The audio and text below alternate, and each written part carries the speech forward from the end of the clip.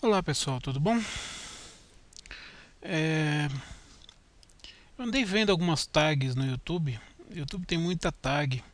Respondi algumas já postei, algumas ainda não postei, só gravei. Mas o que eu noto é que as tags do YouTube são muito, não todas, né? Mas a grande maioria são muito bobinhas.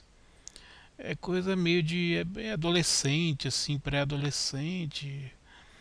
Aqueles livrinhos de moda, assim, né? Aquelas coisinhas bobas, assim, você só vê romancinho lançado que as editoras dão de brinde para as youtubers teens e tudo mais. Então eu pensei em fazer uma tag um pouco mais elaborada. Evidentemente que como eu vou fazer uma tag mais elaborada, não é uma tag de 6, 7, 10 perguntas. Ela tem 30 perguntas. Então é uma tag um pouco mais abrangente. E é uma tag que poucas pessoas vão poder responder, obviamente, pela abrangência das perguntas. São 30 perguntas. E o nome da tag se chama Um Romance de. É evidente que eu vou ter que abrir, né, aqui a lista, porque são 30 perguntas. Eu não vou decorar isso aqui. É, eu não vou decorar isso aqui de cabeça. Então o nome da tag é um romance, na verdade. Um romance três pontinhos. Por que um romance três pontinhos? Porque todas as perguntas não são perguntas, na verdade, são itens. Todos os itens começam exatamente por um romance. Então, qual é o objetivo dessa tag? O objetivo dessa tag é abranger a maior quantidade possível de livros que vão servir, evidentemente, como indicação para quem estiver assistindo e também serve para você abranger a maior quantidade possível de locais, de tempos, de escolas literárias e de mundo, porque está espalhado pelo mundo inteiro. Então, obviamente, por isso que eu disse que é uma tag que pouca gente vai poder responder, porque aquele que lê só literatura atual, que só lê o que as editoras mandam de brinde, de lançamento, e leu lá meia dúzia de livros do literatura portuguesa e brasileira no colégio, não vai poder responder essa tag, porque tem, por exemplo, romances de países que a pessoa provavelmente nunca nem sabe que existe literatura lá. Então, quem puder, quem quiser, quem tiver literatura suficiente para poder responder essa tag, fique à vontade. Eu não vou marcar ninguém porque eu não gosto de marcar ninguém. As pessoas são livres para fazer o que elas quiserem. Se elas quiserem responder, respondam. Se não quiserem responder, não respondam. Certo? Então, como são 30 perguntas são 30 itens e alguns itens eu coloquei mais de um romance, é melhor eu começar logo para não ficar muito grande o vídeo. Detalhe, eu vou tratar nessa tag somente com romances, ou seja, romances. Isso significa que não vão ter contos, não vão ter poemas, nem livros de compilações, nem nada do tipo. São romances, tá certo? Você pode ter uma novela, a novela fica intermediária entre o conto e o romance, então para mim a novela tá mais para um romance do que para um conto. Então, vamos lá. Item um romance do realismo brasileiro. Ah, detalhe: nos 30 itens eu não repeti nenhum livro. Isso é muito importante, porque evidentemente que, como vocês vão ver pelos itens que eu listei aqui, você pode colocar o mesmo livro em três ou quatro itens diferentes. Aí não tem graça. A graça é você citar a maior quantidade de livros possíveis, porque eles vão servir como indicação de leitura para quem estiver assistindo. Então, se você repete várias vezes o mesmo livro, você está deixando de citar outros livros que vão servir de referência, que vão deixar de servir de referência para as pessoas. Então, não tem repetição aqui. Então, vamos lá. Item um romance do realismo brasileiro. Eu escolhi aqui Memórias Póstumas de Brás Cubas de Machado de Assis. Não dá para fugir do lugar comum porque Machado de Assis é o grande nome do realismo brasileiro. Você tem até alguns romances, talvez. É, enfim, você tem outras opções, mas para mim é o melhor romance do realismo brasileiro. Item 2. Um romance do realismo estrangeiro, ou seja, o realismo de outras literaturas que não são brasileiras. Aqui eu coloquei três. Eu citei três porque eu quis pegar um de cada literatura das mais significativas, vamos dizer assim. Então eu coloquei aqui Madame Bovary, de Gustave Flaubert, francês, autor francês. Na verdade, é o livro que inaugura o realismo na França e na Europa como um todo. Coloquei o Oliver Twist, do Charles Dickens, e coloquei Crime e Castigo, de Dostoiévski, que para mim é um dos grandes romances da humanidade. Então, você não é obrigado a colocar três. A ideia é citar um. Eu quis citar três. Alguns itens eu coloquei mais de um, por, sei lá, porque eu lembrei de mais de um ou porque eu quis colocar mais de um.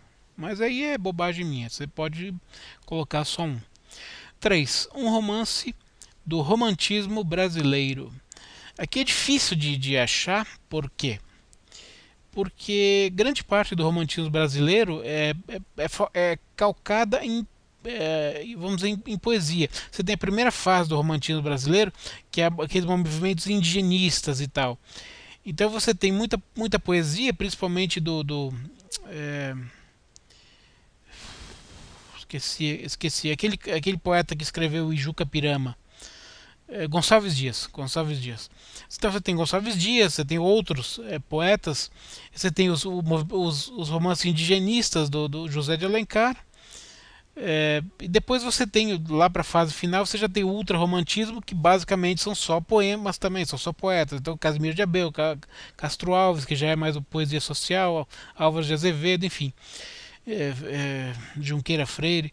Bom, e você tem basicamente um único romancista de grande relevo aí no, no romantismo brasileiro, que é José de Alencar.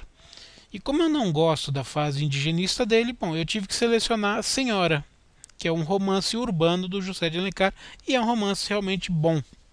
Não é dos meus livros favoritos da vida, mas é um romance bom. Então, é o que temos para o romantismo brasileiro. Um romance do romantismo estrangeiro. Aqui eu coloquei Amor de Perdição, do Camilo Castelo Branco, um autor português. Esse romance é muito. Normalmente ele é dado na época do colégio, ele é muito maltratado. Muita gente considera o Camilo Castelo Branco um escritor menor, e não é verdade.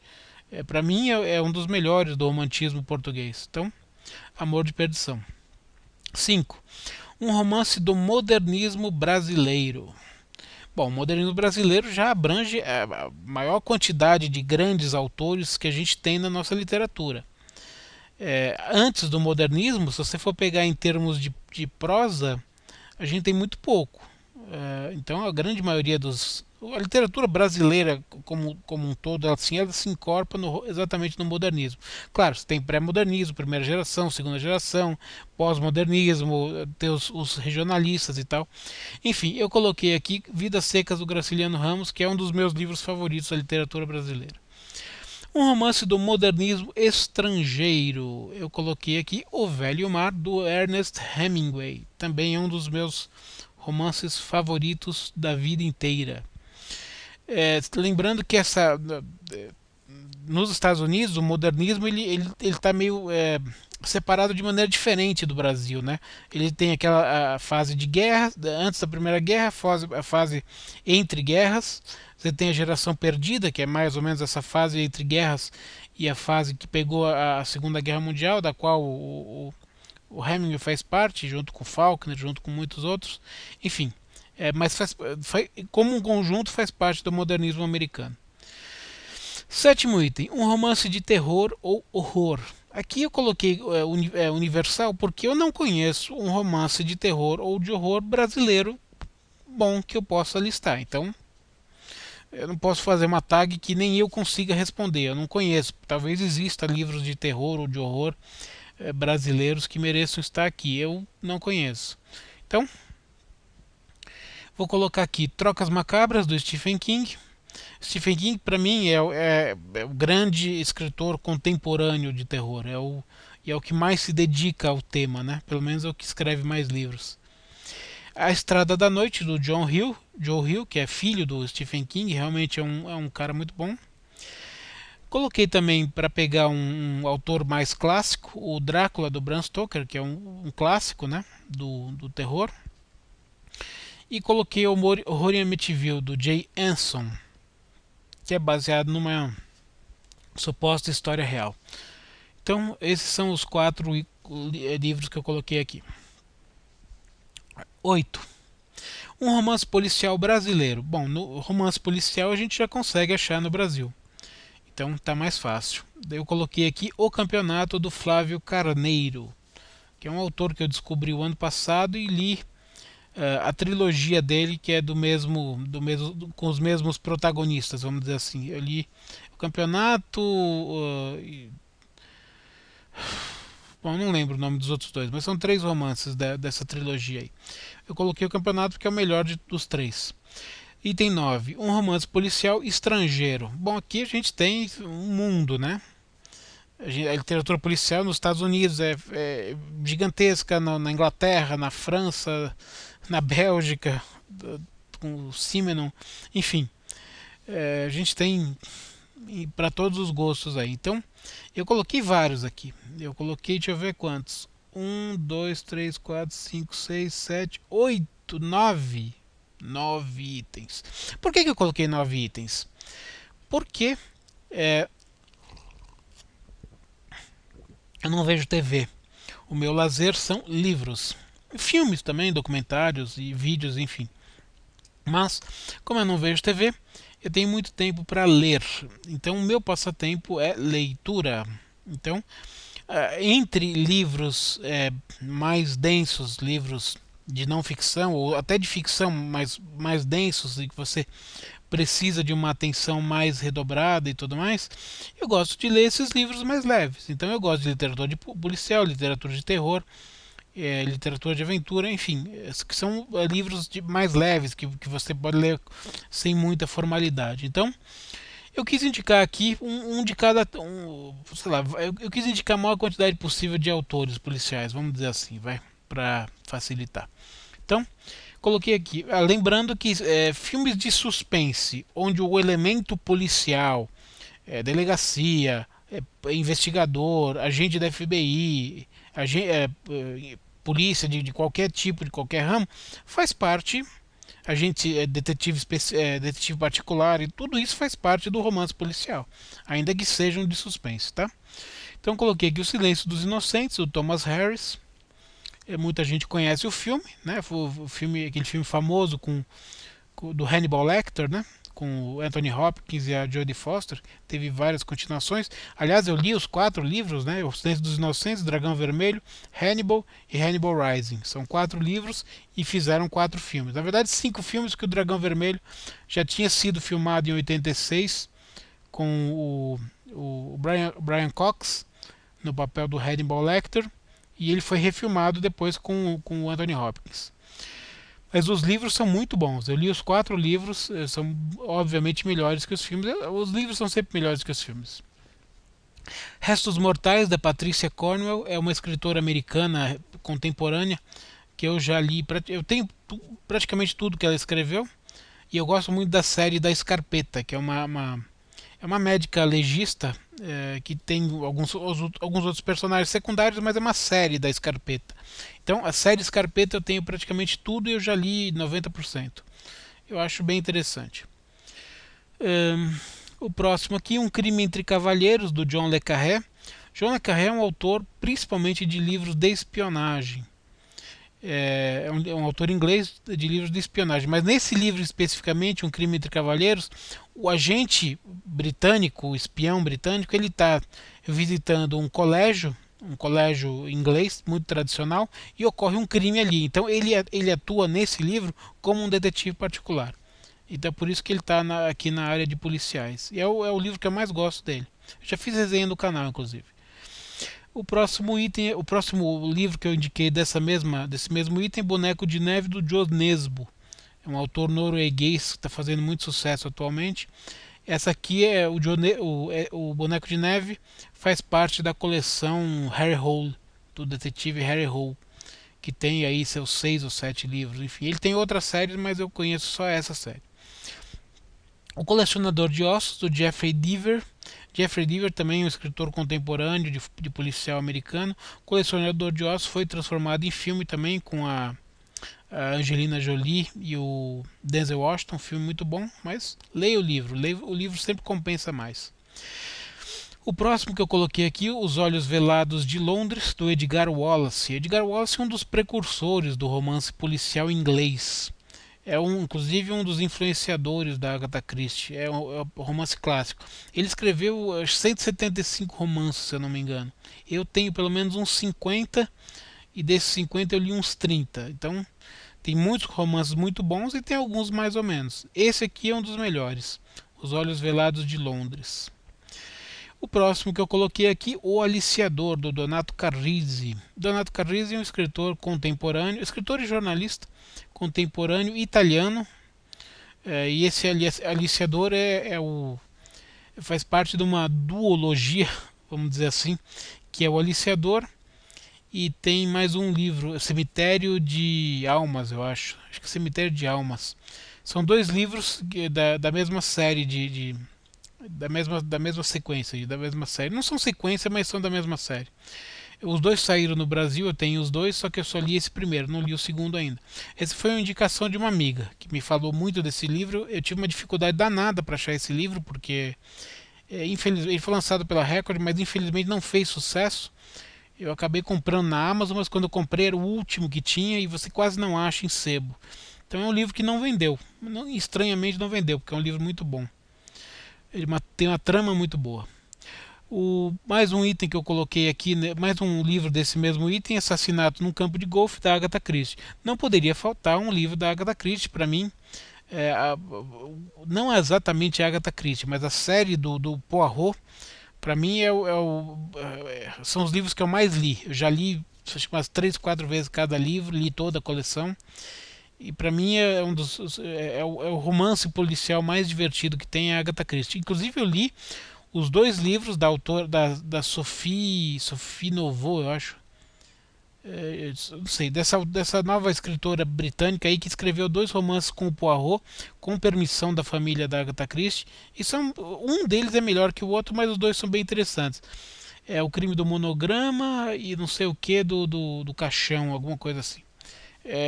Eu não sei se eu fiz resenha no canal não, mas se eu não fiz, eu farei, porque não é Agatha Christie, mas você tem o Poirot novamente. Você pode, pelo menos, já que ela morreu, a Agatha Christie não tem mais livros dela, você pode ler romances do Poirot através de uma outra escritora que evidentemente não tem o mesmo estilo, mas vamos dizer, pelo menos você tem a nostalgia de ler de novo o Hercule Poirot. E o último livro desse item eu coloquei O Perfume, do Patrick Suskind. É um autor alemão. O Perfume é um romance que se passa no século XVIII, XIX, de um perfumista, né? Um cara que tem um talento para um nariz super desenvolvido para poder desenvolver fragrâncias de perfumes e tudo mais. E ao mesmo tempo esse cara ele é também um psicopata. Então é um livro muito interessante, virou filme também. Eu não assisti o filme, mas virou filme. Enfim, o livro é muito bom. O item 10. Um romance argentino. Tá vendo? Agora já começa a complicar. Romance argentino não é muito conhecido no Brasil. Brasil os autores argentinos mais conhecidos no Brasil Borges e talvez o Cortázar. Mas o Cortázar é mais conhecido pelos seus contos, porque a maioria dos livros do Cortázar são de contos. Então, para você achar um romance italiano, um romance argentino, você já precisa ler um pouco mais da literatura argentina. E exatamente no Júlio Cortázar você consegue descobrir um grande romance argentino, que é O Jogo da Amarelinha. Eu acredito que seja o único romance. O único romance não, acho que tem mais um ou dois que ele escreveu. Mas basicamente todos os livros dele são de contos que são excelentes, hein? Todos os Fogos do Fogo, História de Cronópios e Famas, enfim, tem muitos livros de contos muito bons. Mas romance argentino eu escolhi o Jogo da Amarelinha, que é um romance muito interessante porque Você escolhe, dependendo das suas escolhas, chega em um local que você escolhe. Você vai para cá ou vai para lá. Dependendo da sua escolha, você muda o final. Então você pode ler várias vezes mudando as escolhas e chegando em finais diferentes. Então, romance você pode ler muitas vezes. É um clássico da literatura. Item 11. Um romance japonês. Aqui, para mim, é Norwegian Wood, do Haruki Murakami. Não tenho dúvidas. É um autor que eu descobri o ano passado. Claro que eu já conhecia, mas não tinha lido nada dele o ano passado. E comecei por esse livro e realmente é um livro excelente. Já fiz resenha no canal. Item 12. Um romance chinês. Romance chinês já não é muito comum no Brasil. Romance japonês ainda é, porque além do Haruki Murakami, você tem a editora Estação Liberdade, que edita uma porrada de autores japoneses. Então, você tem vários no Brasil para escolher. Chinês já é mais difícil. Então, eu coloquei aqui As Rãs, do Mo Yan. Mo Yan é um autor prêmio Nobel chinês. E esse romance, As Rãs, ele fala sobre vários temas chineses, vários temas da sociedade chinesa contemporânea, mas principalmente o negócio de controle de natalidade e tudo mais. É um livro controverso, assim como o autor é controverso. Quando ele ganhou o Oscar, ele foi criticado por uns, elogiado por outros, enfim, mas vale a pena ser lido. Item 13. Um romance italiano. Bom, romance italiano você tem alguns, né, que eu poderia citar alguns aqui. Mas eu preferi citar do Luigi Pirandello, que é um dos grandes romancistas italianos, talvez o maior romancista italiano. Tem que lembrar que Dante Alighieri, o grande ícone da literatura italiana, ele escreveu a Divina Comédia em poemas, né, não em prosa. As edições que a gente tem no Brasil de prosa são adaptações. Então ali não é uma prosa, é um romance, vamos dizer, uma prosa romanceada, vamos dizer assim, mas é uma poesia romanceada, mas não é um romance. Então eu coloquei aqui A Excluída, que é um romance pouco conhecido do Luigi Pirandello. Ele é mais conhecido pelo o falecido Mattia Pascal. Eu coloquei aqui A Excluída. Poderia ter colocado o nome da Rosa, do Umberto Eco, poderia ter colocado Os Noivos, do Alessandro Manzoni, enfim, poderia ter colocado outros aqui, mas entrou esse aqui. 14. Um romance austríaco. O romance austríaco pode parecer que seja difícil, mas não é. Existem vários autores austríacos aí que você nem sabe às vezes que é austríaco. Inclusive muitos austríacos que entram na literatura alemã. Por exemplo, Robert Musil é um autor austríaco, mas se você pegar livros de literatura alemã, você vai ver que os livros do Musil constam lá. Então, assim, porque assim, você tem que lembrar que a separação entre a Alemanha e a Áustria ela é recente. Durante muitos séculos, a Alemanha e a Áustria foram a mesma coisa, que é a região da Prússia, né, que era tudo a mesma coisa. Depois é que foi dividido. Então, eu coloquei aqui um romance pouco conhecido no Brasil, mas um romance bastante poderoso, chamado Extinção, uma Derrocada, do Thomas Bernhard. É um romance bem pesado e que vale a pena ser lido. Item 15. Um romance do século XVII. O romance do século XVII vocês vão ter problemas para encontrar, porque existem pouquíssimos romances escritos nessa época. Nessa época você vai achar, sei lá, acho que você não vai achar meia dúzia para citar aqui. Então é difícil. Fica fácil se você lê o Dom Quixote de La Mancha, do Miguel de Cervantes, que é exatamente o livro que eu indiquei aqui.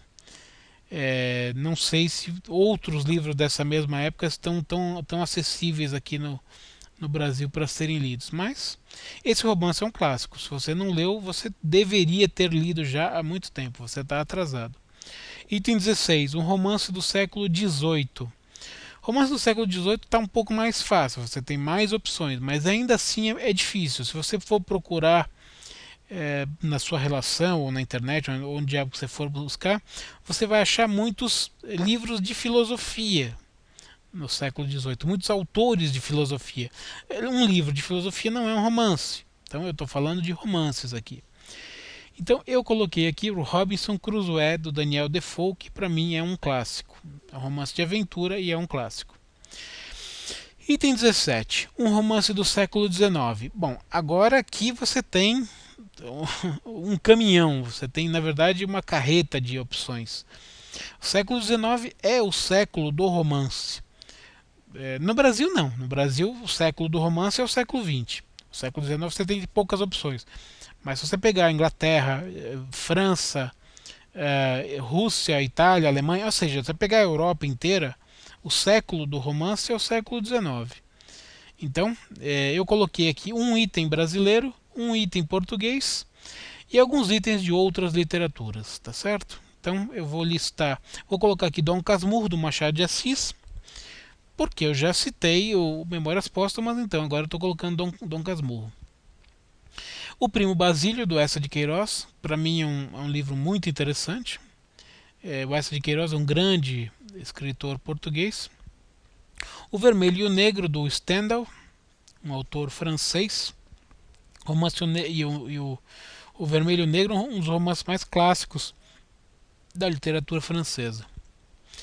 Coloquei também Bellamy, do Guy de Maupassant. Guy de Maupassant é um escritor do realismo barra naturalismo francês, porque ele já pega a parte do naturalismo, que está dentro do realismo, e acho que é o único romance desse cara. Ele basicamente escreveu contos a vida inteira, esse é o único romance dele.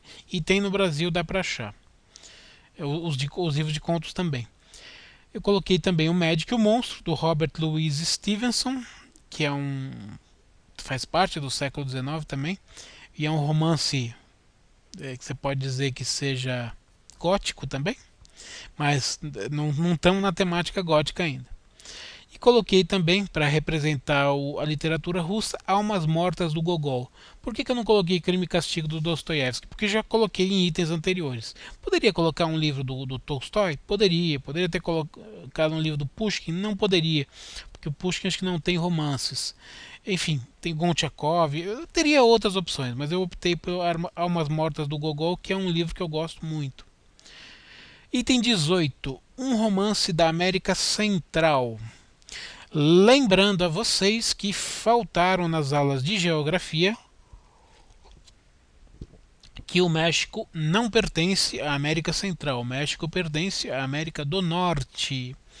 Então não vão colocar aqui um escritor mexicano. Por favor, coloquem um escritor da América Central. Seja do Istmo, que é aquela faixinha de terra que separa o México da América do Sul, ou seja das ilhas, das Antilhas ali, muitas ilhas que a gente tem ali no Caribe. Eu colocaria aqui Os Mímicos, do V.S. Naipaul, que é um escritor que nasceu em Trinidade e Tobago, mas ele foi com 20, 21 anos para a Inglaterra e ficou na Inglaterra a vida toda, acabou virando Sir Naipaul. Morreu recentemente, mas virou um cavaleiro da Inglaterra, assim, virou um escritor super badalado inglês, e acabou que a obra dele acabou sendo incorporada na literatura inglesa. Então ele nasceu em Trinidad e Tobago, que é uma ilha do Caribe, mas a literatura dele foi produzida quase que na totalidade na Inglaterra. Então ele é da literatura inglesa ou da literatura da América Central? Para tirar essa dúvida, o que eu fiz? Bom, além desse, eu indiquei mais um. Então, o outro que eu indiquei é Leonardo Padura, um escritor cubano, e o escritor cubano não tem dúvidas. A literatura dele é feita em Cuba, então ele é realmente da América Central. E eu coloquei aqui o livro O Homem que Amava os Cachorros, que é um livro muito interessante. Item 19. Agora sim, um romance mexicano. O México tem muitos escritores, inclusive Dario Fo, que ganhou o Nobel e tudo mais. Você tem o Juan Pablo Villalobos, que é um cara que escreveu uma trilogia muito interessante. Eu, inclusive, fiz resenha de um dos livros aqui, Festa no Covil. Você tem. É, enfim, tem bastante gente aí. Eu coloquei aqui A Cadeira da Águia, do Carlos Fuentes, que é um romancista contemporâneo, apesar de já ter morrido. É um livro bastante significativo, bastante representativo da literatura mexicana.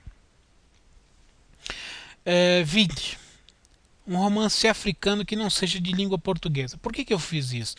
Porque os romances africanos de língua portuguesa, Angola, Angola, Moçambique, Cabo Verde, Guiné-Bissau, acho que é Guiné-Bissau, ou Guiné Equatorial, agora não lembro, que fala em português, agora não lembro. Enfim, muitos desses autores já são estudados no Brasil. Quem estuda hoje no ensino médio, ensino fundamental, acaba lendo esses livros. Então eu queria dificultar um pouco. Eu queria que vocês listassem romances africanos que não sejam de literatura portuguesa, ou seja, que vocês foram buscar, não que deram para vocês na escola. Então eu citei dois aqui. Desonra, do J.M. Keats, um autor prêmio Nobel também, da África do Sul. E citei também a trilogia do Cairo, do Naguib Mahfouz. Naguib Mahfouz foi um autor egípcio, é um dos autores que eu mais gosto. Eu já comprei quase tudo que eu achei dele aqui no Brasil. E ele tem essa trilogia do Cairo que mostra exatamente pelo pano de fundo, ele mostra a saga de uma família egípcia. E o pano de fundo dele você vê as transformações sociais e políticas que o Egito foi sofrendo ao longo do tempo em que se passa essa história. Então, é como se fosse uma saga, né? Como se fosse a história do Egito contada num pano de fundo através da história de uma família. Então, são 3 livros, é uma trilogia. O primeiro livro se chama Entre Dois Palácios, o segundo livro, O Palácio do Desejo, o terceiro livro, O Jardim do Passado. Essa trilogia me deu um trabalho desgraçado, porque ela não tinha mais, é, não tinha mais como livros novos, você só achava em sebo. E eu achei o primeiro, li, adorei, e falei, caralho, cadê os outros dois agora? Nossa, foi um trauma para achar esses dois. Tive que percorrer sebos, estante virtual, até conseguir achar os outros dois para fechar a trilogia. Foi difícil, hein? Mas vale a pena. 21. Um romance da Oceania. Olha só, tá ficando mais difícil. Tá ficando mais difícil para vocês. Aliás, para mim também foi mais difícil, obviamente, porque eu não li dezenas de autores da Oceania. Então eu selecionei aqui A Filha do Silêncio, um romance do Morris West. Morris West foi um escritor australiano. Ele escreveu também As Sandálias do Pescador, A Salamandra e outros livros. O Advogado do Diabo, que virou filme. Enfim, ele escreveu alguns romances aí, ficaram bem famosos. A Filha do Silêncio é um romance bem interessante. Não sei se virou filme, mas é um romance interessante. 22. Um romance escandinavo. Vamos delimitar o que é a Escandinávia. A Escandinávia é formada por Noruega, Finlândia, Suécia, Dinamarca e a Islândia, por aproximação, tá certo? Muito embora eu não conheça nenhum autor islandês, mas enfim, é formada por esses 5 países, tá certo? Então o romance escandinavo tem que ser um romance de um desses 5 países. A Noruega tá muito na moda porque assim tá cheio de romance policial, né? Além do Jonesbo que eu listei aqui, você tem o cara que escreveu O Homem que Amava as Mulheres, enfim, você tem mais uma meia dúzia aí de autores noruegueses de policial, mas não é isso que eu vou falar aqui não. Eu vou listar aqui A Festa de Babette, da Karen Blixen. Karen Blixen foi uma escritora dinamarquesa, muito interessante. E esse livro, para alguns uma novela, para alguns um romance, na verdade está entre o conto e o romance, chega a ser uma novela. Para mim ele está valendo como um romance. Eu descobri esse livro por causa de um filme. Tem um filme chamado A Festa de Babette, eu gostei muito. E aí descobri que foi baseado num livro e fui atrás do livro, que felizmente ele era editado pela Kozak Naif. Infelizmente a Kozak Naif faliu. Então vocês só vão achar em sebo, mas vale a pena esse livro. É bem rápido de ler e é muito divertido e muito interessante. 23. Um romance fast food bom. Por que a palavra bom no final? Porque romance fast food tem de porrada. É o que mais tem romance fast food. Ou seja, aquele romance que você lê assim, sem muita pretensão. Você lê só para passar o tempo. Você não vai aprender grandes coisas. Não tem um conteúdo filosófico. Não tem um fundo existencial ou não existencial, enfim. Não vai mas vai te fazer passar o tempo, assim. É como se você estivesse vendo uma novela na TV, um seriado na TV, você vai ler um livro. Então, livros fast food são livros que te prendem a atenção, que você quer ler, quer continuar lendo, que não são arrastados, não são chatos, não são difíceis. Então é para passar tempo mesmo. Agora, tem alguns que são chatos pra caralho. Então eu vou listar aqui três que eu acho interessantes. O Código da Vinci, para mim, é o melhor romance do Dan Brown. Sim, o Dan Brown é um romance fast food, mas é um cara que escreve bem. Você vai dizer que ele repete sempre a mesma forma? Tudo bem, ele repete sempre a mesma forma. Mas às vezes, se a história é boa, vale a pena. Então, alguns livros dele são melhores do que outros. Para mim, o Código da Vinci é o melhor de todos. Ninguém é de Ninguém, do Harold Robbins. Harold Robbins, um escritor americano, já morreu. Ele era traduzido aqui no Brasil pelo Nelson Rodrigues. Ele tem muitos livros que você pode pegar meio que um viés, vamos dizer assim, sexual no livro. Ele tem umas passagens meio eróticas. A maioria dos livros dele tem sempre algumas coisas, algumas cenas eróticas e tudo mais. Mas não é só o Harry Robbins. Se você pegar John Updike, tem romance americano. Se você pegar Philip Roth, tem, enfim, todos os grandes romancistas americanos têm em maior ou menor grau. E Ninguém de Ninguém é o livro menos voltado para essas conotações mais sexuais do Harold Robbins. Muito embora os livros dele sejam muito interessantes nessa linha que eu falei de fast food. Ninguém de Ninguém trata do mundo das relações públicas, da propaganda, da publicidade, enfim. É um livro, é um thriller muito divertido, vale a pena e rapidinho, é curtinho o livro. O terceiro item que eu coloquei aqui, A Queda de Atlântida, da Marion Zimmer Bradley. São dois livros, tem a Teia de Luz e a Teia de Sombra. Mostra, de maneira romanceada, evidentemente, a ascensão e a queda de Atlântida, aquela famosa ilha situada ali no Mediterrâneo, que supostamente existiu e supostamente foi fundada, embora a gente não tenha até hoje descoberto nenhum tipo de resquício dela, né? Mas enfim, é uma ilha que foi citada por muita gente, inclusive por Platão, como uma terra que existia no passado e afundou. E nesse livro a Zimmer Bradley dá um pano de fundo nele, criando uma história, evidentemente em ficção, mostrando a ascensão e a queda de Atlântida. Então, o seu período no auge, o seu período de ruína, vamos dizer assim. A Mary Zimmer Bradley, evidentemente, é famosíssima pelo livro As Brumas de Avalon, né? São quatro volumes. E ela escreveu vários outros livros dessa mesma temática aí de ficção, literatura, com ficção, com coisa medieval e tal. E, enfim, eu vou citar a Queda de Atlântida. Muitos vão dizer: ah, mas a Marion Zimmer Bradley não é escritora de fast food, não é escritora de fast food, é escritora super encorpada. Bom, tudo bem, aí é a opinião de cada um. Para mim, ela entra no quesito de escritora de fast food. Não que seja ruim, mas fast food não é uma literatura de profundidade. Item 24. Um romance histórico. O que é um romance histórico? Bom, um romance histórico é um romance onde você desenvolve personagens fictícios dentro de cenários históricos. Cenários históricos que existiram, evidentemente. Então, são sempre romances que se passam no passado.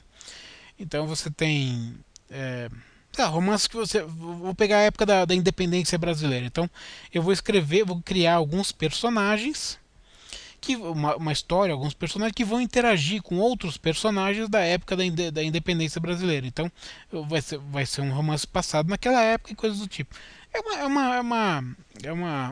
Um exemplo. Pode ser durante a Segunda Guerra Mundial, pode ser durante, sei lá, a Revolução Francesa. Romances de época são romances que pegam cenários históricos reais e você mistura personagens de ficção nisso. Então eu coloquei aqui 4 itens. Coloquei O Tempo e o Vento, do Érico Veríssimo, que é um romance histórico e épico que mostra durante 200 anos, a história da imigração brasileira, da formação do Brasil, principalmente a formação do Rio Grande do Sul, através de personagens fictícios de uma família, mas todo o pano de fundo você vê a evolução da sociedade brasileira durante de 1745 a 1945. Então, durante 200 anos aí. É certamente o romance épico brasileiro mais importante. Coloquei também Agosto do Rubem Fonseca, que é um romance que se passa na época do assassinato do assassinato não, do suicídio. Bom, foi um ato falho meu, porque existem teorias dizendo que o Vargas foi assassinado, mas a versão oficial é que ele se suicidou. Então, se você gosta de teorias da conspiração, joga aí na internet assassinato de Vargas, você vai achar um monte de teoria da conspiração. Como eu não estava vivo naquela época, não investiguei, não tenho fontes, não tenho documentos, não tenho nada para acreditar, então eu acredito na versão oficial que ele realmente se suicidou. E o Agosto o que faz? Ele mistura personagens fictícios com personagens reais dessa época do suicídio do Vargas. É um dos grandes romances do Rubem Fonseca. Coloquei também Os Pilares da Terra, do Ken Follett. Os Pilares da Terra vai mostrar ali do século XI, século XII, a formação e a construção o começo das construções da primeira grande catedral europeia. Então, você tem a guilda de pedreiros construindo, e você tem toda a relação dela com os nobres, com o clérigo, com o povo. Você tem aquelas que são perseguidas por bruxarias, enfim, você tem toda a visão do mundo medieval europeu, com personagens fictícios, mas com pano de fundo medieval. Evidentemente que ele tem a continuação dele, que é o Mundo Sem Fim, que é um romance que ele lançou depois, que pega a continuação dos Pilares da Terra. E agora em 2017 ele lançou Colunas de Fogo, que é o terceiro volume, ou seja, Os Pilares da Terra passa a ser o primeiro volume, você tem Mundo Sem Fim como segundo volume e Colunas de Fogo como terceiro volume. Então se tornou uma trilogia. Então, mais do que recomendado. O Ken Follett tem grandes romances, né, de histórico. Ele lançou agora a trilogia do século também, Queda de Gigantes, enfim, são mais 3 livros. E você tem também um romance chamado Um Lugar Chamado Liberdade, que eu já fiz resenha no canal, que mostra a situação dos mineiros de carvão ali na região da Grã-Bretanha, do Reino Unido, que é muito interessante também. E o último que eu listei desse item 24 é Akhenaton, o Rei Herege, também do Naguib Mahfouz. Porque o Naguib Mahfouz escreveu aquela trilogia do Egito, que mostra a formação do Egito moderno. Tem alguns livros contemporâneos, como por exemplo o Beco do Pilão, que eu já fiz resenha no canal. E ele tem esses romances de época, ou seja, esse romance se passa na época de Akhenaton. Evidentemente que ele cria personagens fictícios que vão interagir no tempo de Akhenaton no Egito Antigo. Então, que é muito interessante. Para quem gosta de história, para quem gosta de faraós e de literatura egípcia, é maravilhoso. Item 25. Um romance de fantasia. Bom, aqui para mim tá disparadamente o melhor de todos. O Senhor dos Anéis, do Tolkien. Não tenho o que falar. Para mim é o grande romance, um dos grandes romances da humanidade e o melhor romance de fantasia. Item 26, um romance de ficção científica. Eu não sou um grande amante de ficção científica, eu não li muitos livros de ficção científica, mas eu li os clássicos e eu conheço os clássicos. Então, eu coloquei aqui exatamente um clássico. 20.000 Léguas Submarinas, do Júlio Verne. Ele tem também Viagem ao Centro da Terra, ele tem Volta ao Mundo em 80 Dias. Você tem também do H.G. Wells, A Máquina do Futuro, aquele livro que ele entra na máquina do tempo e vai para o futuro, vai para o passado. Eu esqueci o nome agora. Bom, você tem também do próprio H.G. Wells, também do Homem Invisível. Você tem 2001, né? Você tem Laranja Mecânica, você tem... você tem os livros do Philip K. Dick também, que tem muitos livros. Você tem do Isaac Asimov, Eu, Robô. Você tem Neuromancer, esqueci o nome, Gibson, não sei o que Gibson. Você tem...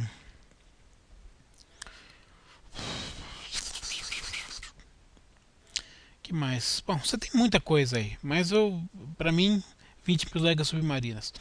27. Um romance de distopia. Distopia não preciso explicar, né? Distopia é o oposto de utopia. O que é utopia? Utopia é uma sociedade idealizada, uma sociedade ideal, que você imagina que vai acontecer para frente ou que você queira que aconteça para frente. Distopia é uma desgraça que você não quer que aconteça na sua vida, na sua cidade, no seu mundo. Então, distopias são famosíssimas, né? Tem muitas. Eu coloquei duas aqui, uma clássica e uma atual, que talvez não seja tão distopia assim. Então, Admirável Mundo Novo, do Aldous Huxley, que mostra exatamente o começo da história de você fazer um mundo planejado, onde todo mundo já nasce com a sua função definida e tal. É um mundo tirânico, né? Que hoje em dia a gente está meio que quase vivendo isso. E Submissão, do Michel Houellebecq.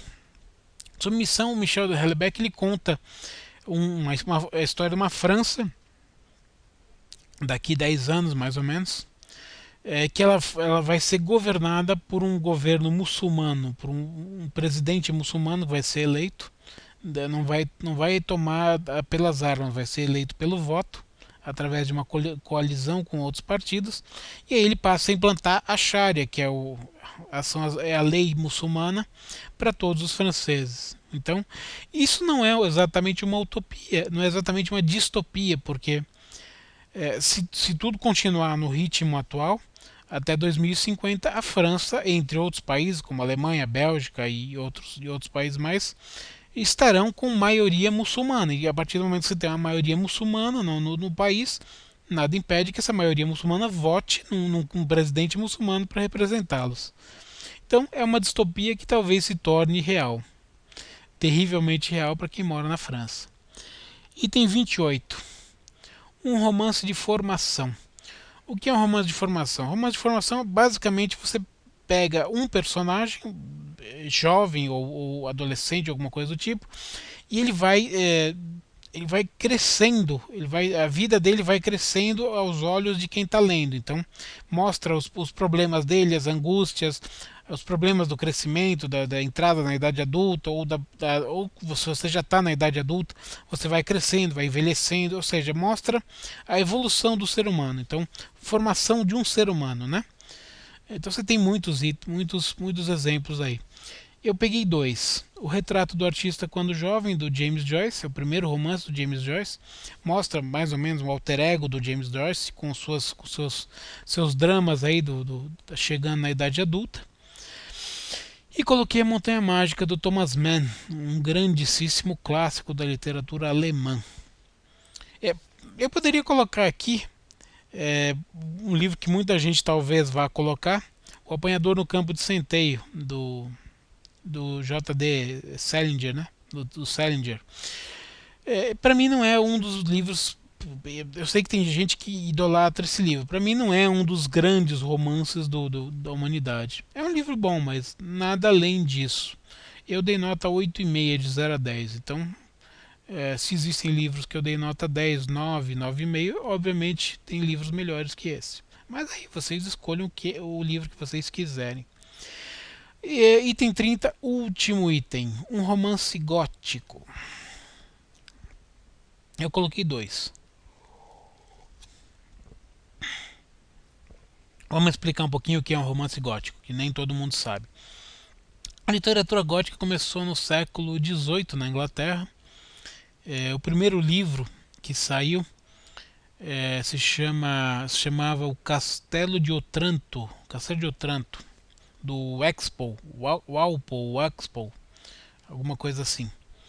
Ele pegou essa influência exatamente do panorama. Ele é um cara que colecionava itens da Idade Média, e através dos itens da Idade Média ele começou a escrever com um pano de fundo da Idade Média. Então, castelos, pessoas das cortes, toda aquela atmosfera meio lúgubre de castelos medievais, masmorras, enfim, coisas desse tipo. E ele estabeleceu um gênero, né, literário, basicamente de língua inglesa, Eu não conheço nenhum romance gótico que não seja de língua inglesa, então pode ser que tenha, né? Mas eu não conheço. Eu conheço muitos ingleses e depois americanos também, por influência da língua. Eu não conheço romances góticos de outra língua, muito embora existem gente que vê romance gótico até na literatura brasileira. Bom, eu não vou entrar no mérito. E ele começou no século XVIII, no auge do neoclassicismo ali, do arcadismo, neoclassicismo, ou seja, a Inglaterra estava vivendo um período da revisitação da literatura clássica através de um racionalismo, e a literatura gótica começou a colocar itens sobrenaturais e itens de mais criativos, assim, meio que subvertendo essa literatura clássica. Então, os livros dessa época aí do neoclassicismo, do gótico dentro do neoclassicismo, tinha essa quebra da literatura clássica.